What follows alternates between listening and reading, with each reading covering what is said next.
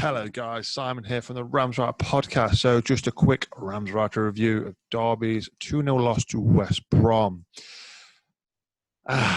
Yes. So my initial thoughts, and especially at the end of the first half, I thought playing some good football, we're just lacking that cutting edge. But let's not forget, West Brom, they are where they are for a reason. You know, I think the top of the league again now after that win. They've probably got one of the best squads in the league, and you could see it. They played some good football themselves. Derby dominated possession. We just didn't create any chances. I think Dwayne Holmes probably had our best chance within 5 minutes. Ball across the box to him. He takes a touch, and I think he just waits that just too long, just a little bit too long. His shot was charged down. That was probably, our only really clear-cut chance. I can remember we didn't test the keeper. I think Sibley had a shot that went over the bar. Nothing really to chat home about. Maybe trying a bit too much football at times, I think. But I mean, West Brom's goals came completely against the run of play. Derby, like I said, Derby were dominating, and then Grzycki slipped a ball through to Diangana, got in between Clark and Evans. Could call it offside, maybe a fingernail offside, perhaps, but I'm not going to debate that. And a cool finish around Hamer. Question marks on Hamer, perhaps. Did he go down too soon? Yeah, okay. We'll leave that one there. But yeah, other than that, I think Hamer then was forced to save from Charlie Austin on a volley. But other than that, it was just, not creating enough. Same against Forest. We had a lot of the ball, but we just could not find that cutting edge, that killer pass to put someone through. We weren't getting bodies around Chris Martin. The left-hand side, obviously, this is how Cocker wants to play. He likes to pack the left-hand side and then try and use the space over the right. Just wasn't happening again today for whatever reason. Just wasn't working. Not clinical enough, not good enough.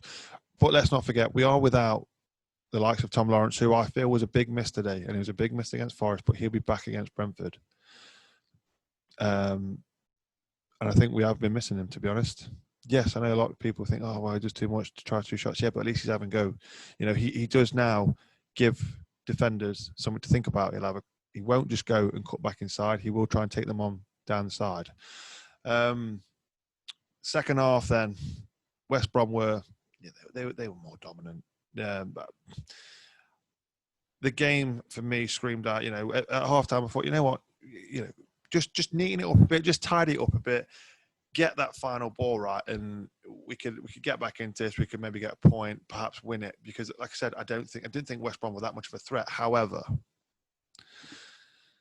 West Brom came out for the second half, and they were looking to kill the game off, which is rightly so. They want to cement that top spot, or that second spot. They've got Brentford chasing them, breathing down their necks. Of course they did. But this time, then, so Cocker rang the changes, and he brought in the young lads.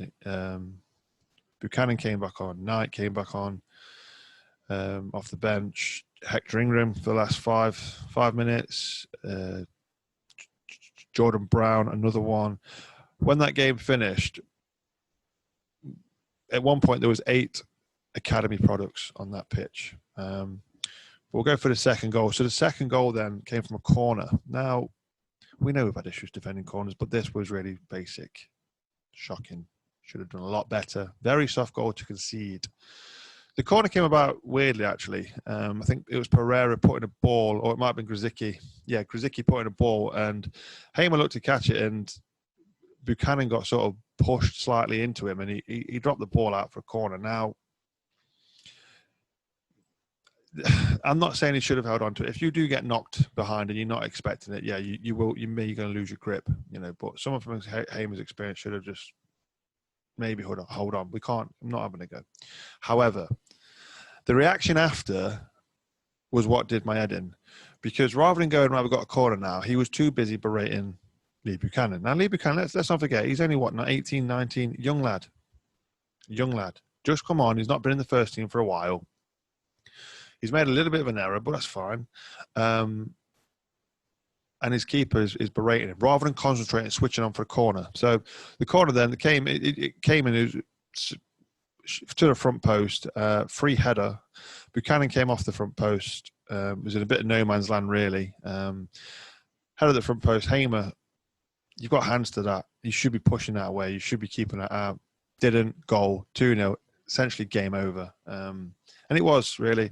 Then Cocker rang the changes, and fair play to him. I don't mind him. The game was done. It's fine. Give the kids a run out. And this is what I mean. He just powered them on. All the academy lads. And for me, I thought, why not? What a time to do it. We're not going to get nothing out of the game.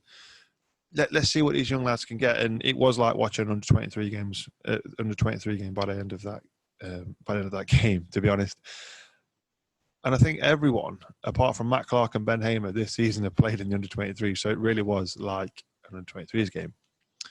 But again, we ended up with 10 men, another red card, this time for Lewis Sibley. And go and watch it back. He gets tackled in the corner. He gets tackled near the touchline. And I'm not quite sure if it was. I think it might have been Kravinovic. I might be wrong there. I didn't quite catch the player it was who tackled him. But what the player then did was trap Sibley's foot between his legs like that.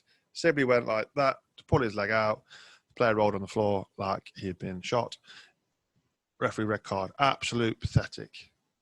Shocking officiating. It's right in front of the linesman, and the linesman saying, no, he's just pulled his leg out. So hopefully, and rightly so, that will be rescinded, because that is never, ever, ever a red card. And we know Sibley has got a bit of a temperament, but, he span round as if to say, what you're doing, quite aggressively, but then he pulled his foot out. There was no kick, no stamp, no nothing. That red card will no doubt be rescinded. But that referee today, I don't like blaming officials, because, at the end of the day, everyone makes mistakes. But there was Morgan Whittaker got booked in the. That's another player that came as well. Morgan Whittaker got booked in the first half for simulation. He was running away from a player. Player put his arm out. He went down. He got booked for diving. Right. Later on in the second half, similar thing happened, and West Brom got a foul. Chris Martin got in front of his man, got wiped out. Nothing given. Free kick for West Brom for handball for Martin. Very, very poor referee. Doesn't make a difference regarding the scoreline. We would have lost that game anyway without the poor decisions from the referee. But it was absolutely shocking officiating. Don't like that. Don't like to see that at all. But I tweeted at the end of the match because I just thought, you know what, yeah. I said, it is what it is. Lost 2-0, it's fine. We lost to a better team, which we did. West Brom by far the better team. Probably like even on my last podcast, if you caught it with Ryan Conway, I think Ryan said it, they're one of the best teams in the league. And he's not wrong. They are. We were missing key players, which we are. We're missing the likes of Waghorn, the likes of Lawrence, the likes of Andre Wisdom. And it showed. I was quite surprised we didn't start with Florian Jozefzoon on one of the wings. I still don't know if we played a 4-4-2 diamond again, or if we played a 4-2-3-1 with Shinnie and Bird holding, Rooney in the 10 role, Sibley on the right, and Holmes on the left, and Martin up front. Not quite sure. I did expect Jozefzoon to start, and I wouldn't have minded it. And I thought, especially today, wet pitch. Let him get. I thought he may have been able to, if he had the confidence to back himself, I think he may have done himself proud. But it is what it is, really. So yeah, missing key players, but brilliant to see 8 academy products on the pitch. Playoffs may be over now. I didn't say. I know. Dan 3 Fowler on Twitter said to me, he says, playoffs over, only 3 points off. It's still doable. Yes. I'm not saying they're over. No, definitely not. They are not. They're definitely not over. Like I say, 3 points is nothing. But what I said was maybe they're not over. It may be over. That is just looking at the fixture list. Brentford, very tough ass. Brentford, they're chomping at the bit to try and get that automatic spot. Leeds and West Brom have got to be looking over their shoulders. So Brentford are going to come all guns blazing, going for the win against us on Saturday. And again, without those, we're again without Waghorn, without Wisdom, as far as we know. Obviously, Waghorn's suspended. Wisdom, we're not sure if he's going to be ready to play yet. So yeah, Dan, obviously I replied to you on Twitter, right? But yeah, then he replied, obviously, there's 12 points to play for, mate, and we still play Cardiff. Not over till it's over the championship. You are spot on, mate. No, he's totally spot on. It's not over till it's over. You're right. There is 12 points left to play for. If we get 12 points, we're more than likely probably going to play us. So yeah. Anyway, so maybe over. So I said basically playoffs maybe over, but we look forward to the future, which we do. Max Berg, captain in the side in the Premier League one day. We can but hope. Fucking love Derby. Yeah. And I just thought, you know what? This season has been one heck of a ride. It's not over yet. By all means, I don't think it's over yet. It's definitely not over. But just seeing those academy lads on the pitch, we've heard, and I've mentioned it in my podcast. We've heard everyone talk about it across social media. We've heard coaches talking about it. We've heard the media talking about it. We've got a really good academy, and the project was to get these players into the starting lineup. And who would have thought at the start of the season that, come obviously June, which July, which now probably should be April, May, April, I think it is, should be April, that we'd be ending the game with 8 academy products on the bench, 8 academy products playing on the pitch. I think our squad age to start off with was 24.3 or something daft like that. It must have ended around about 2021 because but that's positive. It's a good thing. It's a really good thing. We get them players on the pitch, getting them game time. I'm happy for Jamal Ingram getting his first senior appearance. Really deserved it. Another one, Jordan Brown, again, first senior appearance for him. Well done to them guys. And Morgan Whittaker had 45 minutes, and that's what he needs. He needs to realise that how quick this league is, and you don't get as much time on the ball. The only way he is going to adapt to this level is by playing minutes at this level, not just 5 minutes here, 10 minutes there. He had a good, solid 45 minutes. And yeah, he did struggle at times, but that's to be expected. The future is bright, guys. We go on to Brentford now. It's going to be another tough fixture. Can we get something? Who knows? This is the championship. Anybody can beat anybody. Anyway, that's me wrapping it up. Didn't get the result wanted tonight, but never mind. Still all to play for. We can still get playoffs.